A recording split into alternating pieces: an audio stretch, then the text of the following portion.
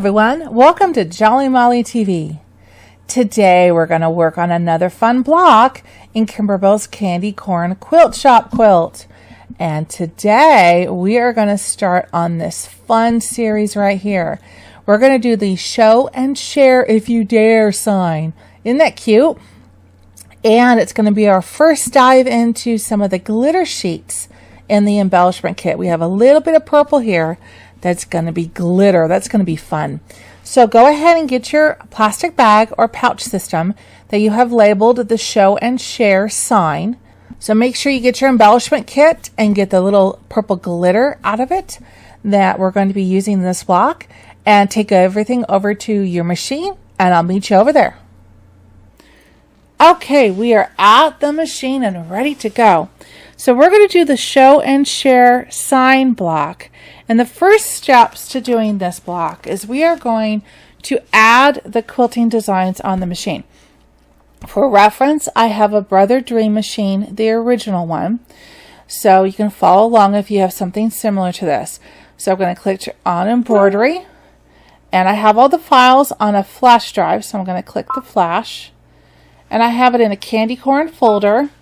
And then I put all the quilting designs in a quilting subfolder. Now, if you don't have a machine like this, don't worry. What you're going to do, if your machine does not allow you to add a design on top of a design, you're just going to add the quilting design first. You're going to stitch that out. Then you're going to clear that from the memory of your machine, and you're going to load the applique design, and you're going to stitch that out separately. Not a problem, okay? So we need to add the quilting design for this block. And the question is, what size do we want to choose for this block? Well, if you're following along on the Kimberbell instruction book, we are on page 24 and 25. And on 25, at the bottom on the left there, you see this block will measure 4.5 by 8.5 inches when we're all done. 4.5 by 8.5. So that means to make this fit perfectly, I need to select the quilt design that is 4 by 8. Just a little bit smaller than the size of the finished block, which allows for seam allowances. This is the winning size. So if the block says 4.5 by 8.5 inch, which size do you choose? 4 by 8. And then we bring that in.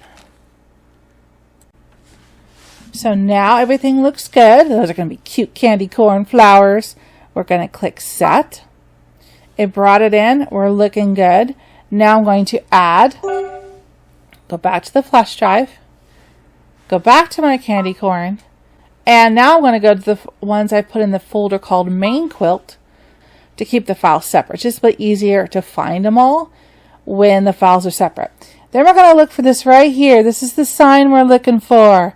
Let's go ahead and click on that. Yay. Let's click set. Brings that in right on top of it. It fits perfectly. And we're going to click embroidery.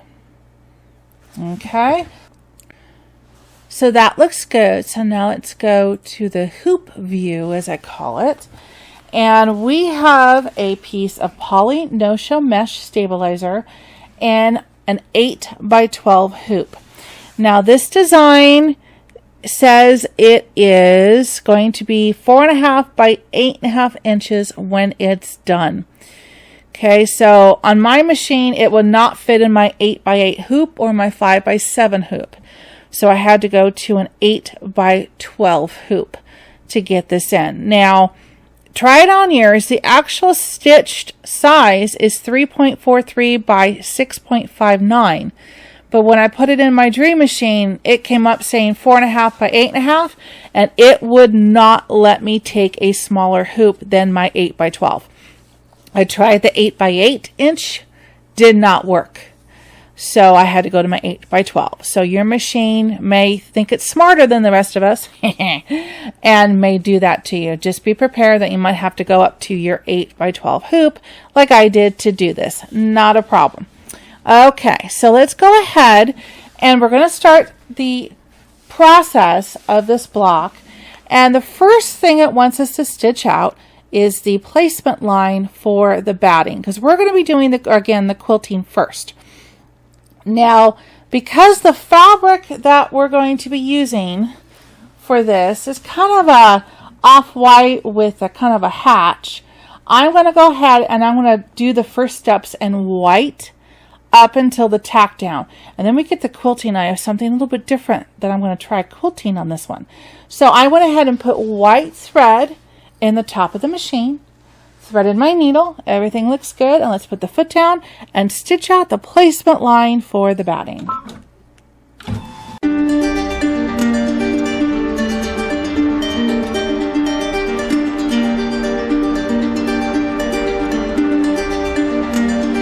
Okay, so now I'm going to lay down the batting. Okay, this is again a scrap I have from another project, which is just going to be the perfect height. I've got about 1 inch on this side and about 3/4 inch on this side. Plenty over here, so we are good. So still with white thread in the top of the machine, I'm going to go ahead and hold this down, put the foot down, and let's tack down the batting.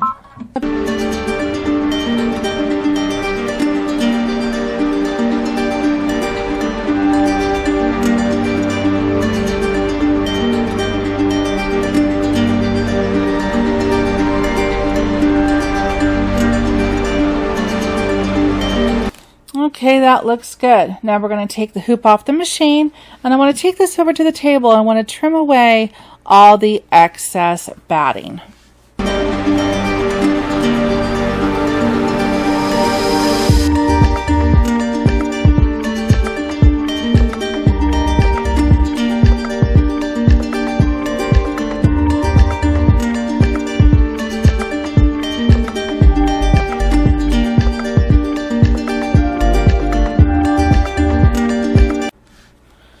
Okay, the batting is trimmed up nicely. This is the scrap that was left. I don't know, maybe for a future block. That would be awfully close, but if I did it right, I might be able to use that. Think I'm going to press my luck? Probably. I hate wasting materials. I really do. All right, go ahead. The bobbin looks all right. Make sure I got a good amount of bobbin thread in the bobbin below so I don't have to worry about it later. And we are good. All right, so now we're going to stitch the next step, which is going to be the placement line for the fabric. So let's stitch it out.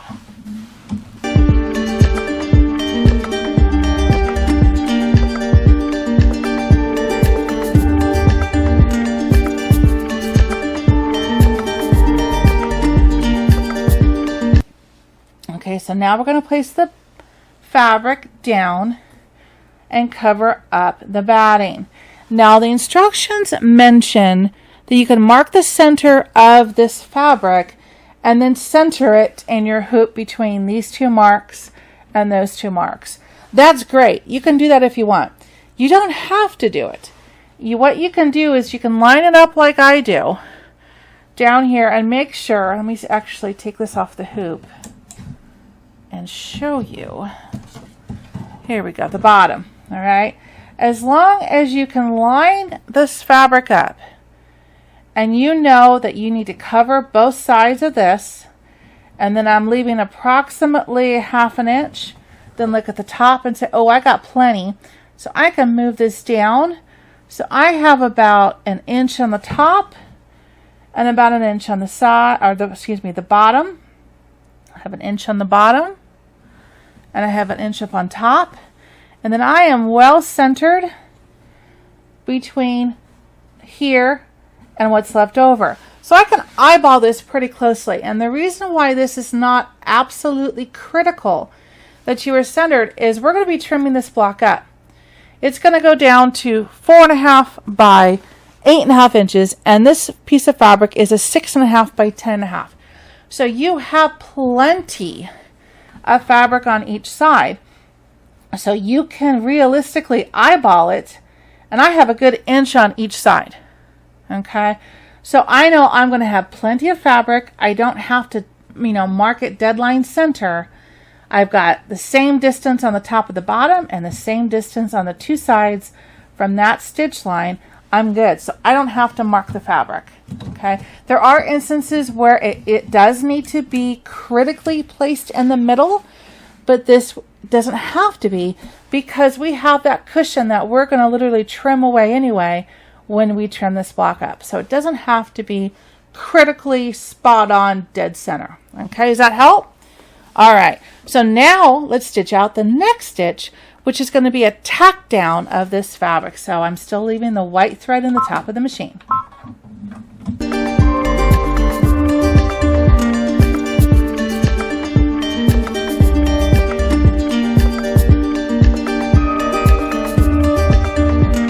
And see, just by eyeballing it, again, plenty on the sides, plenty on the top and bottom. So we are good to go.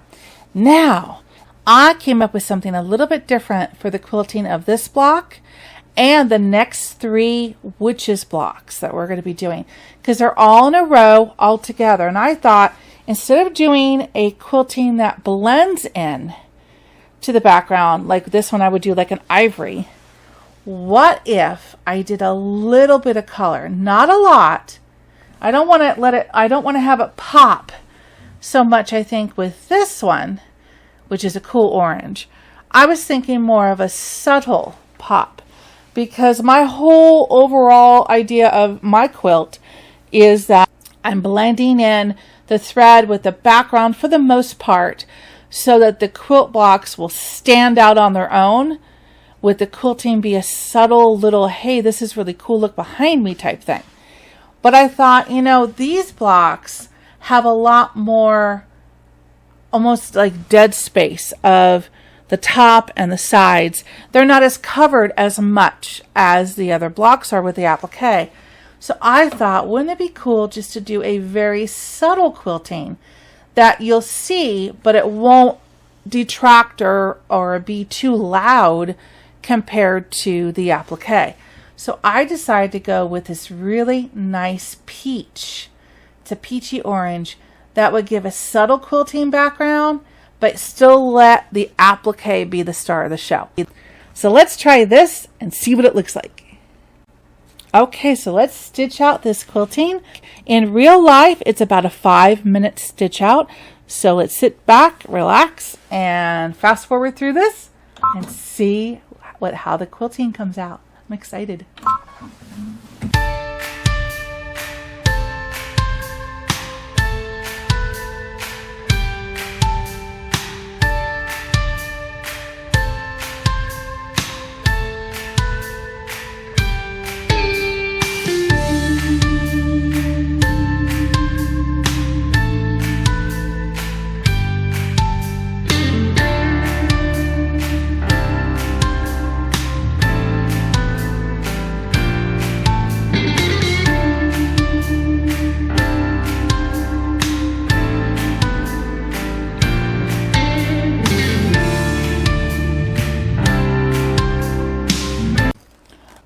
Look at that. I think this is going to look really cool. I can't wait to see how the black goes on top of this. I'm liking that. All right, so now let's go to the next step, which is going to be the placement line for the sign. And let's switch threads. And since the sign is going to be black, ooh, this is going to be cool. I'm going to go ahead and put black thread in the top of the machine. Okay, so let's stitch out the placement line for the sign, and I've got black thread on the top of the machine.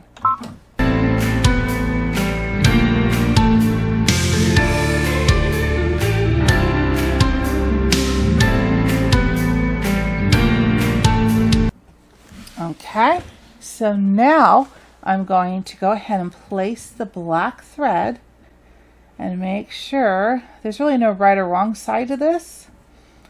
So make sure you've got that placement line well covered, top and bottom. I'm going to use my stylus to hold it down because it's a little close to the needle. And let's tack it down, still black thread on the top of the machine.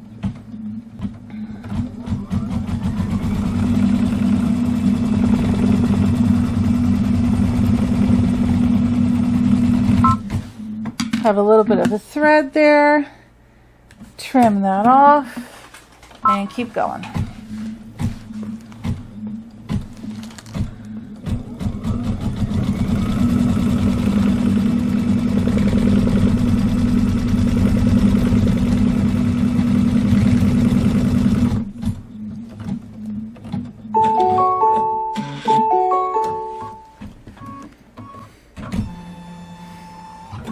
Okay, it's looking good. So let's take the hoop off of the machine. And now let's take this over to the table, and we want to trim away all this excess fabric.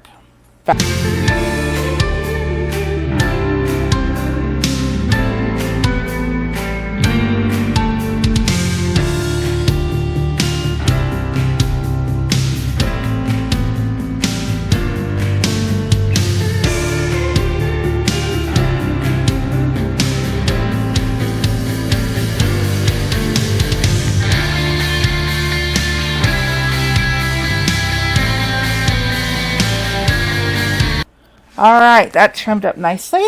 Wasn't too hard, huh? Now I want you to double check your bobbin thread at this point. I want to make sure that you have plenty of bobbin thread in here because we are about to go to the satin stitch step. All right, so put your hoop back on once you've confirmed your bobbin thread. Now we're going to stitch out the sign and the satin stitch around that fabric. So it's about a 12-minute stitch out. So that's why I want to make sure that you have plenty of bobbin thread, because we really don't want to stop in the middle of this. We want it to stitch all the way through if possible, because it's a little bit easier. All right, you don't have to go backwards in stitches and forwards in stitches. It just stitches it all together nicely without running out of bobbin thread. So that's why I always recommend check your bobbin thread when you get to a satin stitch area that's large. Okay, so let's go ahead and stitch this out. We've got black thread in the top of the machine. We are ready to go, so sit back and relax. Here we go. Black satin stitches coming up.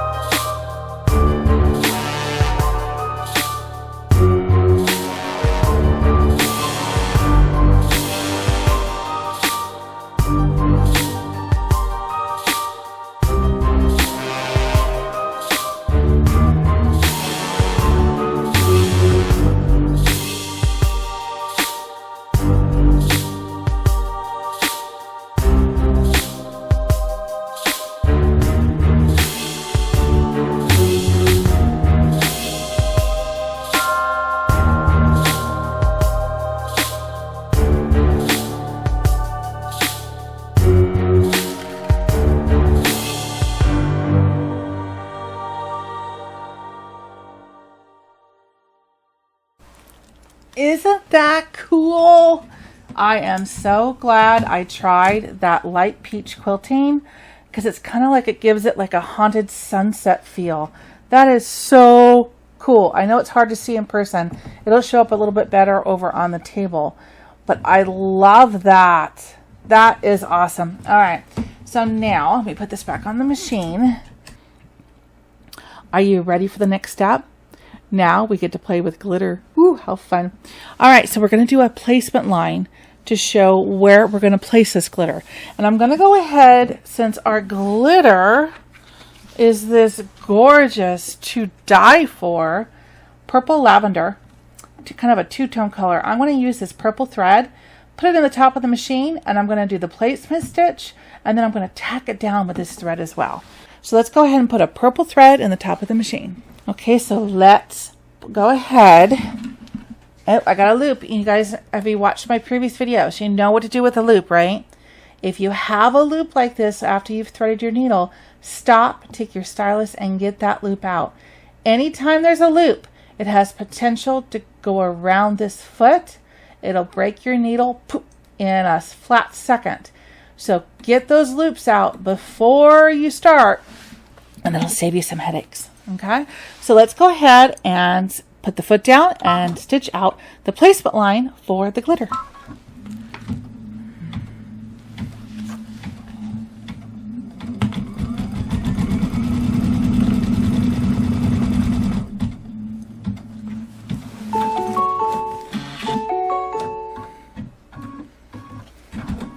That was easy, right? Okay, but now we're going to put the glitter down, but there is a key to this glitter. You don't want to put it down the way it is. You need to peel off the top plastic coating. See how it separates? It's kind of a challenge to get off at the top, but you work it. You need to peel this off. Reason being, we're going to press this down a little bit with a warm iron before we stitch it, and you don't want the plastic to be on top of that. It's also just protecting the glitter. You want the glitter to shine in all of its beautiful glory. So I just go ahead and take it off the whole sheet, because remember, I did not pre-cut my embellishments because I can save a lot of this and use it for a second block. Okay, so I always leave the sheets intact on my embellishments, and then I will turn around and be able to use them for future projects. Now that sparkles even more than it did with the plastic sheet on it. Okay, so now instead of using a pre-cut piece, I can literally place it in a corner, making sure I leave enough that it's not going to cause a problem. It covers those two sides without a problem. I go to the top, and then I go a little bit higher, and I go to the edge and go a little bit over. So I have plenty to cover that placement line. So I'm going to put the foot down. I'm going to use my hand and the stylus, and let's tack down this beautiful glitter. Purple thread still on top.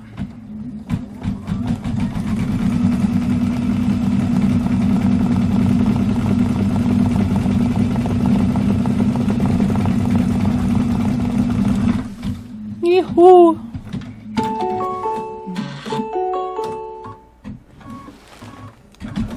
Okay, it's gorgeous. Okay, and see how nice I was able to get pretty close, but still leave myself a little bit of cushion because I don't want to get too close. So now I'm just going to take this over to the table, and I'm going to trim away the excess glitter around this sheet. And look, we're only using literally maybe a 1-inch square. It's really cool. So let's take this over to the table.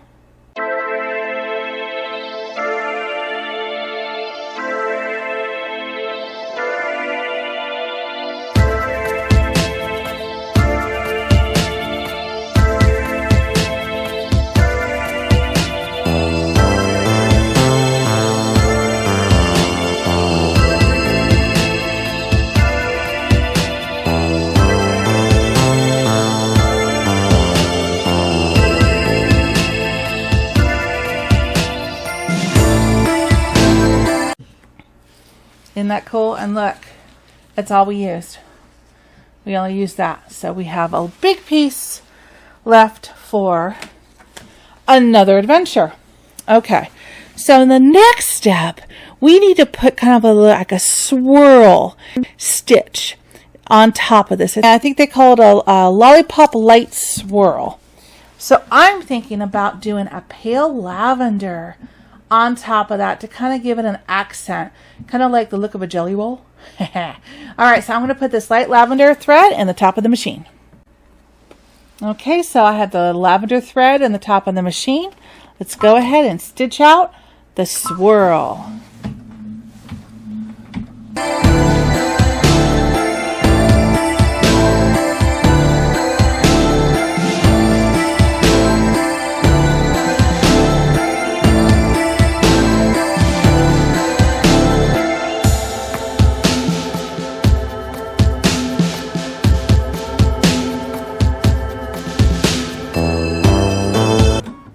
Nice, isn't that pretty?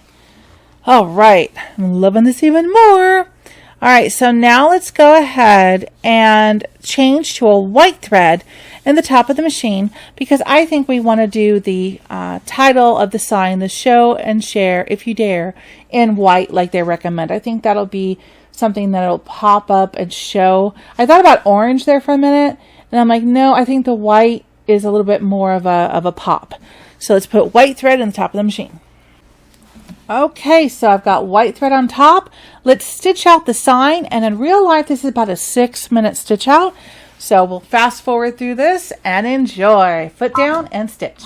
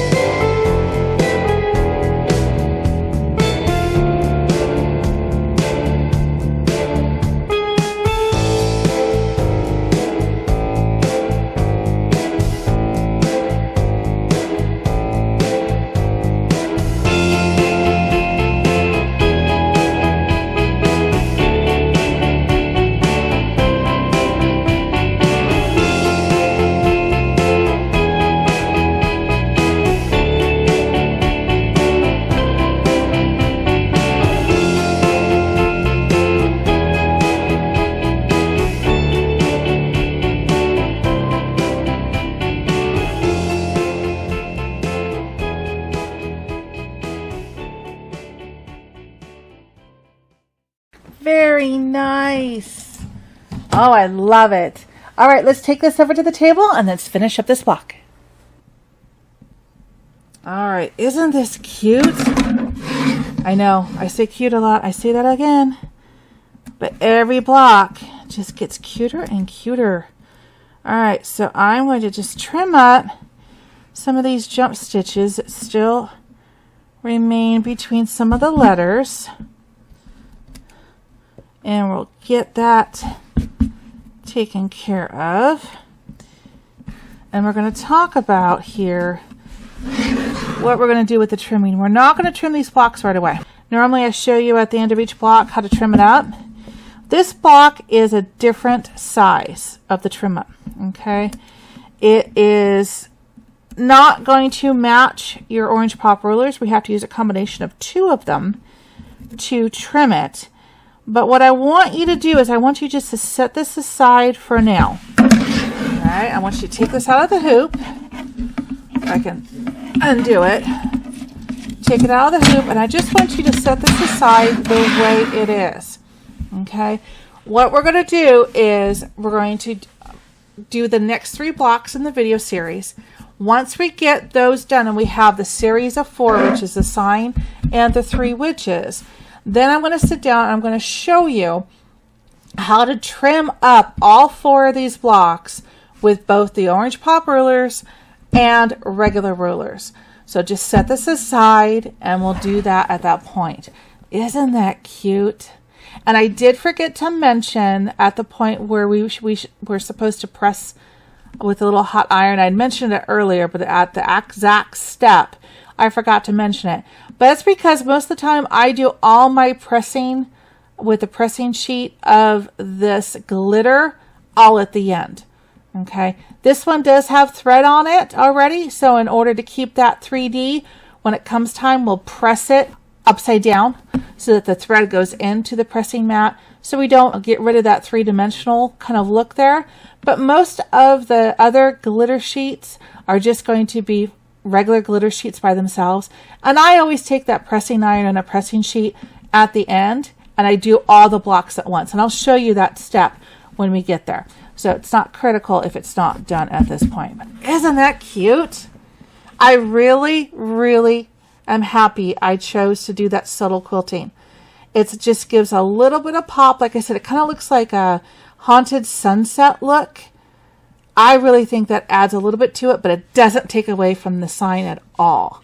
So I love that. I hope you do too. I hope you had fun making this block. I know I did. So I want to thank you for watching this video. Please subscribe to my channel. It's free. And then you can see all of the videos that I have out there on the various tutorial projects I've done and some quilt shows in the past, which I hope to get to someday. I hope we can go back to doing that, and I can go back and show with you these beautiful quilts that are out there in the world as well. So I hope you enjoy that. But if you subscribe, then you'll be able to see my entire catalog there of all my videos, which is really fun. Also, please click the bell notifications once you subscribe. That way you'll actually be notified every time I upload a video. So you'll be one of the first ones to watch the videos.